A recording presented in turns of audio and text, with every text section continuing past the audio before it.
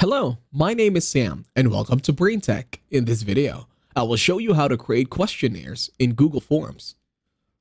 To start, open your internet browser, then head on over to docs.google.com/forms. Once you are now on the website, click on the plus sign that says blank. Once you click on that one, you should now be redirected to an untitled form.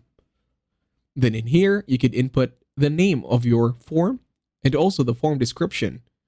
In these boxes over here, you can now start adding in your questions for your Google form. Then below, you can also add the multiple choices for the answers.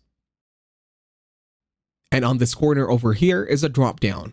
On the drop-down, you'll be able to choose what kind of answer your respondents will be able to answer from. Is it a short answer, paragraph, multiple choice, check boxes, or anything? Depending on your preference, just put it over here. And then when you go to settings, you could also make this a quiz. I don't know why, but you can.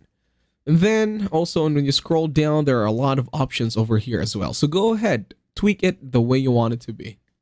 And that's it. Thank you very much for watching. Please leave a like, share, and subscribe to the channel.